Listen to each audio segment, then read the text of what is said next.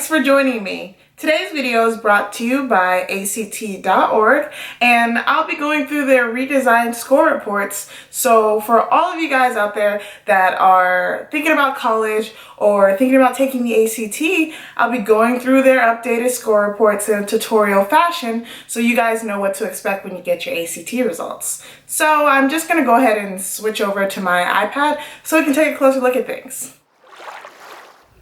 So I have my iPad all set up, so why don't we just go ahead and jump in. So just off a first glance here at the student score report, there seems to be a lot of useful information packed into just one page, very easy to use.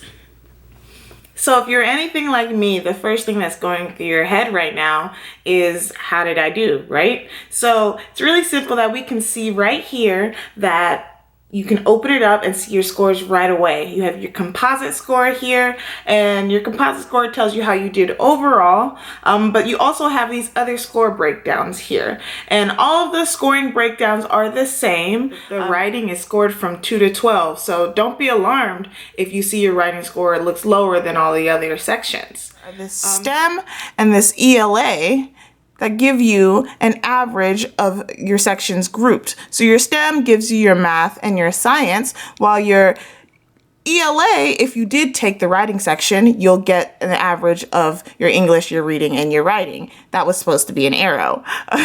So these are really helpful because you can use your STEM score to figure out how ready you are for STEM classes that you'll take when you first get to college. And you can do the same with your ELA score.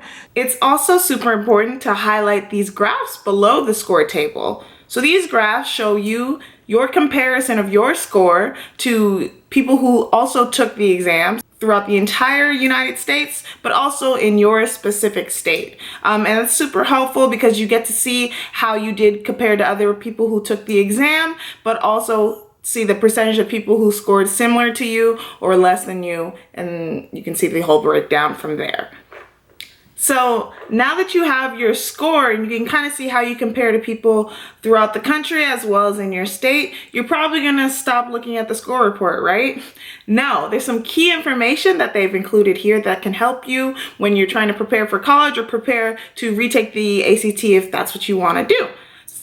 They have here a breakdown of the question types for the sections, and they kind of show you how you did with certain styles of questions. This is super helpful because you can see how well you did on each section and what type of questions that you're really good at, but also what type of questions that you may need improvement on. So like this person, they did really well in number and quantity. They got 5 out of 5 questions correct in that specific area. But in their modeling, which was the questions that asked about that, they only got 9 out of 22 of those questions right. So they could use some work in that area. And this breakdown lets them know that these are some areas that you can work on, and you can boost your score if you pay attention to the areas that you still need to improve on. So on the right side here, you have the list of places that you'll send your scores to. So you get 4 free score reports, and it's very important that you guys take advantage of that, because if you get 4 free ones, you might as well use them all up, right? And the cool thing about the interest major fit is that it takes your score and it shows you how you compare to people who actually went on to go into that same major that you reported that you were interested in. So in the interest inventory section, the ACT takes your responses from the survey that you filled out during registration and compares you to people who went on to pursue that major in college. So you get to see how you compare overall to people who are in the major that you plan on entering when you enter college, which is really helpful because you kind of see how you are today and whether or not your interests align with people who go into that major. So yeah, so these are some great updates that the ACT has incorporated into its score reports, and I'm sure that this will make your scores even more helpful for planning for the future. So thank you guys for joining me in today's video. Bye.